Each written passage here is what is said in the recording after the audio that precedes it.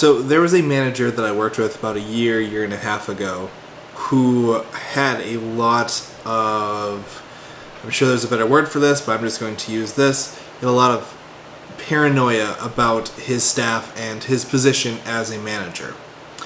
So this person started off in an entry-level position in the company, worked his way up to a manager where he got the full autonomy to basically pick his own team, set up his own style, develop his own rapport, set his own expectations. He developed his ideal workplace with the amount of autonomy that he had. He picked people who were all very competent. He trained them day in and day out so they could all execute perfectly. He essentially created a team of superstars, and they operated near perfection. However, this individual was not fully comfortable in their position.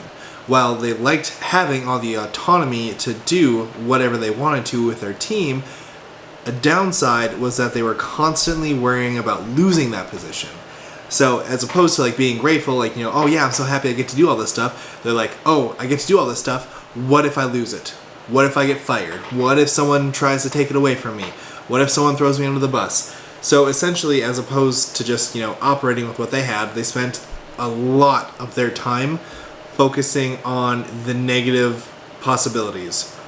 What ifs, essentially. This created a number of problems, and I'm sure if you've clicked on this, you might be familiar with them. One, they isolated themselves from their entire team. Not the team that works under them, but their peers and their supervisors. They essentially said, I don't know who to trust here. I'm not going to tell anyone about me, my program, my team, anything about me work-related. I'm not going to tell anybody about what's going on with me professionally. I'm not going to tell anybody what's going on with me personally. I'm not going to try to connect with people. He essentially said that, yeah, you guys can work together over there. I'm going to stay over here in my corner and just be by myself because I don't trust any of you, because you have the potential to do damage to my career and put my career in jeopardy, and I'm not going to have that. Even though that this was based completely off of his fears, his coworkers had never done anything to even remotely suggest that they would try to get him terminated or try to undercut him or do anything malicious whatsoever. He thought that this is a possibility, so this is something I really need to be conscious of and be vigilant to try to avoid. So he spent months isolating himself away from his team, and he had people who reached out to him and tried to connect with him and try to be a team member, to him, and he just lashed out at them. So he had an attitude. He talked about them behind their backs, to their peers as well as to his team. He just did a lot of negative shit, and obviously word spread, and eventually he was isolated, not because he chose to be, but because no one else would work with him. After a few more months of this, it was pretty clearly established that, hey, this person's going to go off on their own and no one's going to try to work with them. That paranoia stayed, and he knew he was safe from his peers and his supervisors because he avoided them like the plague, but the people who he was spending his time with, the team that he had selected, he now saw them as having the pressure and the intent to get him fired. He's like, well, they're all so smart, they're all so competent, they all think they can do my job, they spend more time together than with me, so they might be planning against me, and things like that. And the way I'm saying it makes it sound like, really out of the ordinary paranoid. However, that is not, I'm sure that's not how he mentally processed it. The thought of these people could do damage to my job here, they could threaten my livelihood, is a very, very common conception among people who are in early to middle management positions. Those people work so hard to get those positions. Sometimes it takes years to finally reach that level where they want to be at. And that's a real fear. I worked so hard to get this. Shit, what if I lose it? And there are, unfortunately, quite a good number of people who develop those fears and they act on it, and it kind of just shapes their entire professional world. So this person, again, started looking towards their actual team and said, this person had an attitude with me the other day, they're going to try to get me fired. These two people are always talking in secret and never let me know what they're talking about. They're conspiring against me. yada, yada, yada. And he started lashing out at them, which, of course, if you're lashing out at your team, that's a problem, and that's going to be like a write-up HR issue. So he had a couple of those, and of course that reinforced his concept of, oh my god, they're out to get me because they're going to HR to report me for when I'm doing stuff. So eventually I spoke with him about his perception of his position and his team.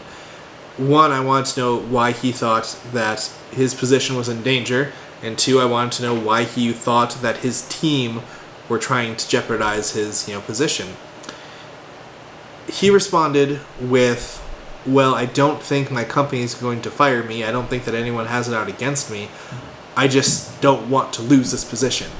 So it was essentially a completely fear-driven reality that he created.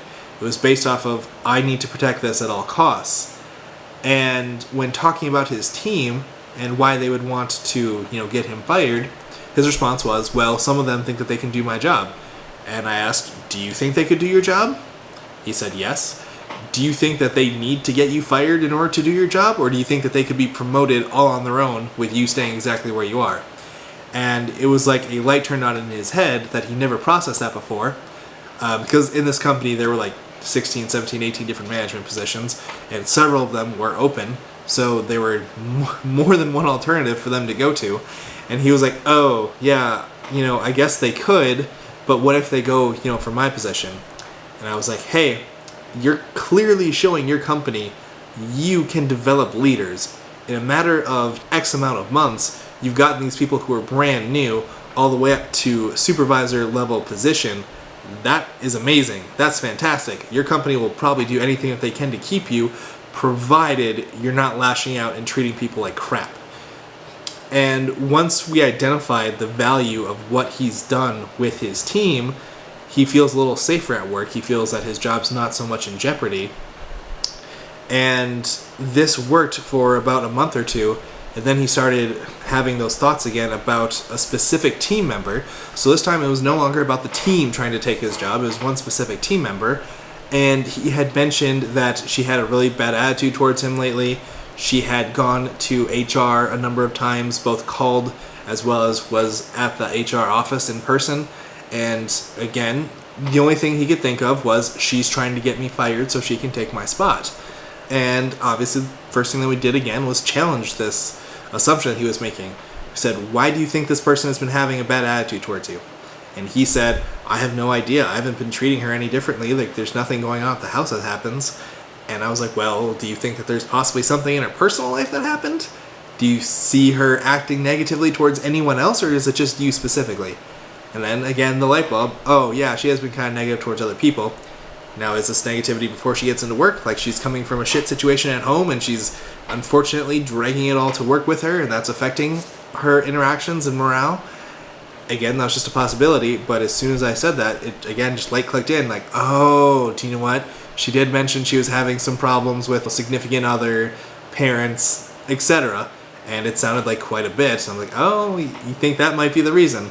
And then we spoke with their HR just to get a confirmation to this person that, hey, so-and-so's not meeting with HR to throw you under the bus.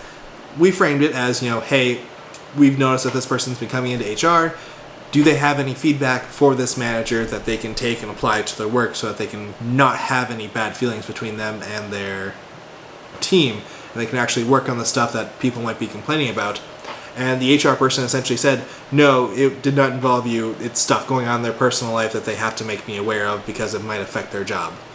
It was a typical HR thing, like letting your work know if you might need to take time off to deal with a personal emergency or things like that. So she was doing everything she was supposed to. I mean, obviously, don't be negative at work. That's not great. But she was going to her HR to let her know, like, hey, I've got some shit going on in my personal life and it might affect my job in the future. Just be aware of that if I reach out to you. And of course, HR can't go spreading other people's personal information. Otherwise, they don't have a job. So he was just making assumptions based off of his worst possible case scenario, and then he was acting out on them. And that really put a hardship on his team, who were operating so amazingly beforehand, but his own paranoia just damaged damaged it quite a bit. Some of the relationships between him and his team members were damaged beyond repair, and they were never fixed. And it was all completely based off about losing his position. Now, obviously, that's not the way to go if you have concerns about maintaining your position. Lashing out and assuming that everyone's against you is not a solution. If you think that that is real, that people are gunning against you, and you feel like you're helpless and you can't take action and it's only a matter of time before you're fired, that's probably a good sign you should start looking for another job, because you don't want to stay in a workplace like that. Go somewhere that you feel happy, that you feel safe, that you can, interact with the other people on your team. Don't go somewhere where you feel like, there's always going to be a target on your back. As well, you yourself don't put the target on your back. Like, if you have any concerns about people not liking you, if you have concerns about people not wanting to work with you, if you have concerns about people talking about you behind your back, go actually have that conversation with them. Say, hey, I heard that you said this about me, to this other person or to this group of people the other night. Can I ask you why you said that, or why is it that you feel that way about me? Like, I want to get this out in the open now, so you don't feel like you have to gossip about me. And when you do that and you have that conversation with that person, best case scenario, they stop doing it. Worst case scenario, you make it widely known that, hey everyone, I heard that so-and-so was talking about me, we talked and we got it all straightened out, so hopefully it shouldn't happen again. Now if that person decides that they want to continue back talking poorly about you, everyone that they're going to talk to about that is going to see them like, oh wow, like this person is a backstabber, like we clearly can't trust this person because of what they're doing with this other, the person who brought it to our attention. I mean, there are a number of different ways you can deal with it. Really, this video is more about that super real, super strong concern of losing your position after you gain it. Again, it's a common concern, it's a real concern, it's an understandable concern to have, but you cannot act on that paranoia, because how you act on that paranoia to defend yourself essentially alienates you from everyone else, and it puts a target on your back because you're being the asshole. So if you're having those thoughts, have a conversation with someone who will challenge them. Go up to someone and say, hey, I'm really paranoid about HR trying to get me fired. What do you think about that? Or, hey, I don't really think that Steven likes me very much because of the look he gave me the last couple of days. What do you think about that? Invite someone to challenge your thoughts and perceptions. If you have 2 or 3 people saying like, oh yeah, no, I see that, I think that's real, it's probably accurate. If you ask those same 2 or 3 people and they're like, no, I don't think that's right at all, you're just making that up, you're probably just making it up. And again, that's normal, but in order to get over those fears, you have to have someone to challenge them. If you yourself can challenge them, great. However, if you yourself could challenge them, you probably wouldn't be having this issue in the first place. So I'm going to assume that you need someone else to challenge them. Give your idea to someone, ask them what they think, respect their honest feedback. That's how you deal with the fear of losing your job.